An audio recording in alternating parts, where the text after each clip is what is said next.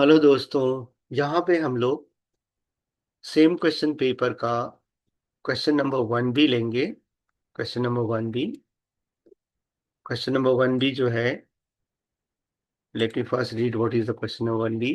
So that P implies in bracket Q implies R and P implies Q which implies P implies R or logically equivalent using truth table। हमें ये prove करना है ये दोनों statement, ये एक statement हो गया या और ये इसको प्रोपोजिशन नहीं बोलते हैं, ये दूसरा स्टेटमेंट हो गया। ये दोनों के दोनों लॉजिकली इक्वल है, राइट। तो लॉजिकली इक्विवेलेंट प्रूव करने के लिए क्या करना पड़ेगा कि एंड इसमें और एक चीज दिया हुआ है, यूजिंग द ट्रूथ टेबल।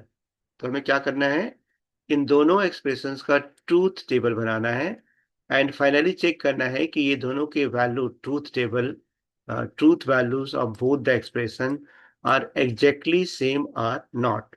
अगर वो दोनों सेम होंगे तो we will say that the both the preposition और both the statement are logically equivalent, right. तो सबसे पहले हम क्या करते हैं, let us make a truth table. तो ट्रूथ टेबल में सबसे पहले क्या करते हैं, यहाँ पे कितने वेरिएबल है, पी क्यू आर, 3 वेरिएबल है। So we will make 3 columns, first for P, second for Q and third for R. अब now since there are 3 variables, so what are the truth values, possible truth values? So this is 2 to the power 2 to the power 3. These are the possible truth value. It means that 8 possible truth values of these 3 variables. तो सबसे पहले देखो कैसे लेंगे truth value को। ये भी बहुत सिंपल है।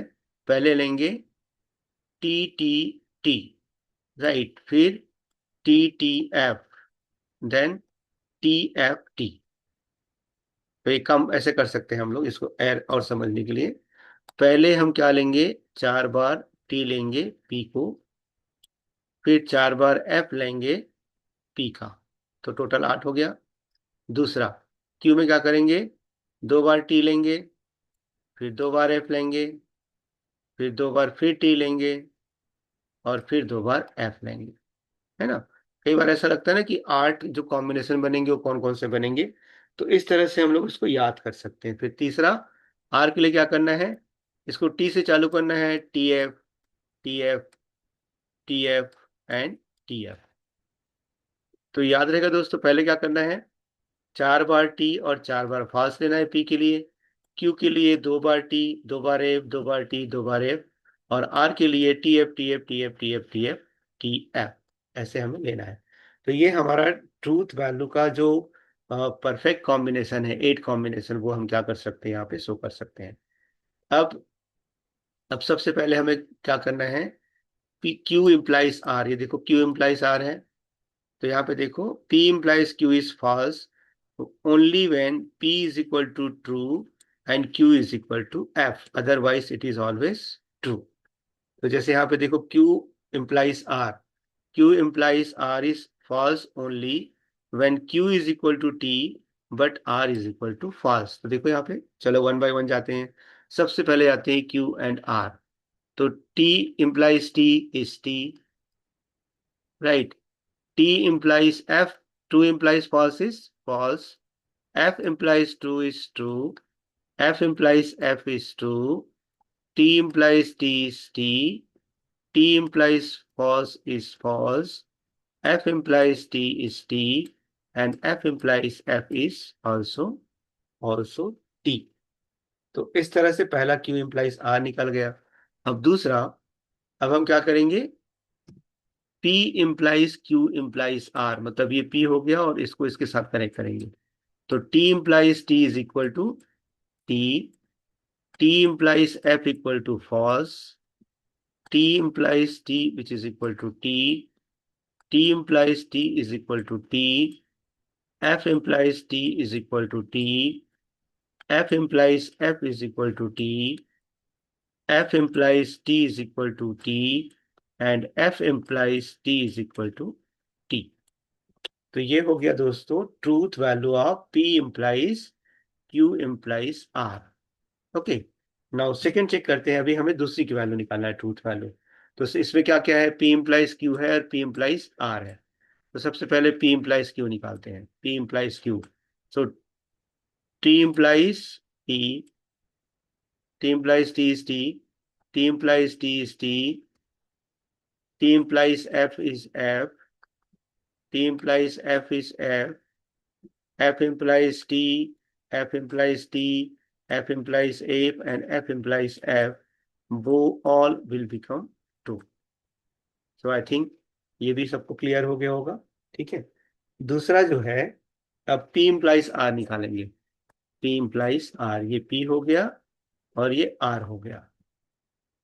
ठीक है, तो P implies T implies T is T, T implies F,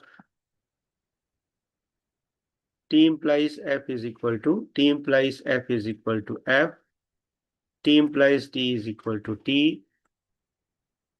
T implies F is equal to F, फिर F implies T is equal to T, F implies F equal to T, F implies T is equal to T, और F implies F is equal to also T।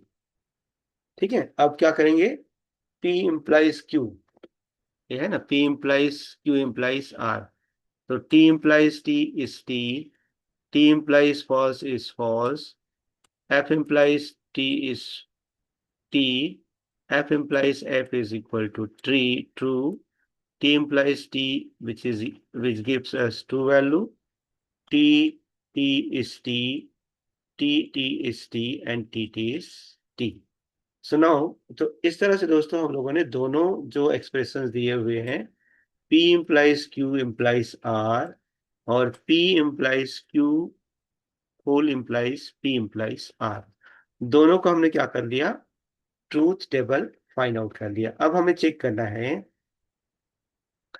कि ये जो है, what is the truth value of P implies Q implies R। इधर देखो, तो इसमें क्या है, T F T T T T T ऐसे आ गया, है ना। अब इसका हम लोग ट्रूथ वैल्यू देखते हैं, ट्रूथ टेबल में इसकी वैल्यू क्या होती है, ये है। तो इसमें भी क्या है, T F T F T T T T T T. इसका मतलब क्या हो गया दोस्तों, ये दोनों की ट्रूथ वैल्यू सेम हो गई। दोनों की ट्रूथ वैल्यू कैसे हो गई, सेम हो गई, इसलिए इसको क्या बोलते हैं, these two expressions are logically equivalent. Right, तो ये आपको याद रखना है। ठीक है, ओके दोस्तों, थैंक यू।